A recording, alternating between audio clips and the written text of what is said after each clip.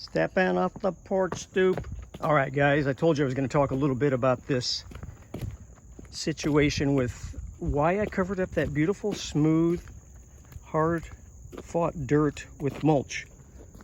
In this case, my mulch is a combination of chopped up leaves and grass clippings I just mowed up a week or two ago. See, it's kind of drying out by now. So it's a little combination of those two things, grass clippings and leaves from my mower. So mulch, by the way, guys, mulch is basically just anything covering your soil. And you're thinking, well, why do you cover your soil? Because it looks kind of nice without it covered. Well, several reasons. And I'll get to a main reason, at least for me, in just a minute. But one of the reasons is it keeps the roots during the hot season, June, July, August, and in September in some parts of the country, some growing areas. September is still hot. It keeps those roots cooler. And so less stress on the plant. And a unstressed out plant and a cool rooted plant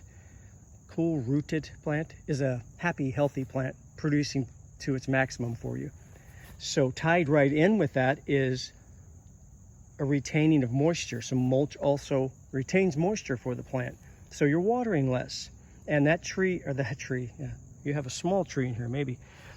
That plant is not fluctuating so greatly. We talked about blossom end rot with my tomato plant in the other garden area the other day. That was because of fluctuation in moisture. I didn't have enough mulch on there. We had a dry spell for almost a month, and then we got like 3 or 4 inches of rain.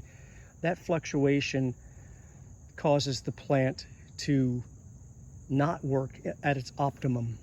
And in the case of tomatoes, a lot of times you'll get blossom end rot, and that's linked to calcium not being able to be taken up into the plant, all related to lack of mulch and fluctuation in moisture. So keeps moisture at the roots, retains moisture as well.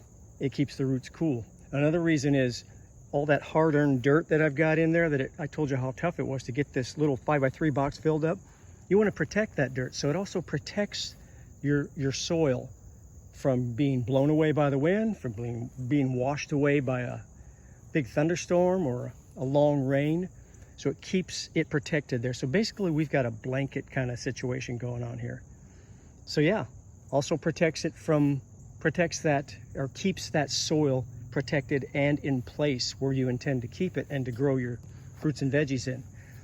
So that keeps the roots cool, keeps the moisture retained.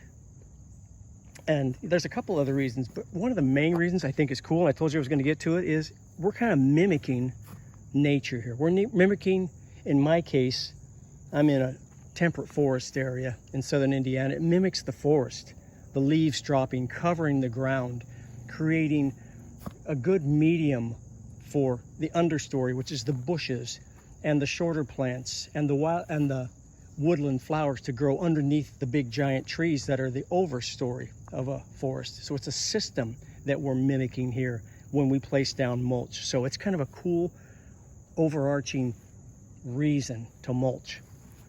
So lots of reasons, like I said, but one of the coolest ones is we're mimicking nature by we're actually feeding the soil amongst all those other benefits I listed when we put down mulch. Over time, this mulch will break down from the bottom up. So the bottom right next to the soil, of course, will break down first, and it will in turn feed that soil over time.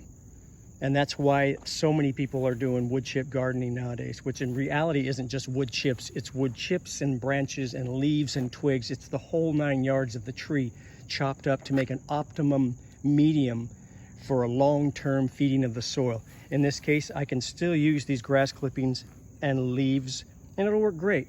So cool. Glad you guys watched. Talk to you later. Thanks for listening to the little chit-chat about mulch. Have a good one. See you later.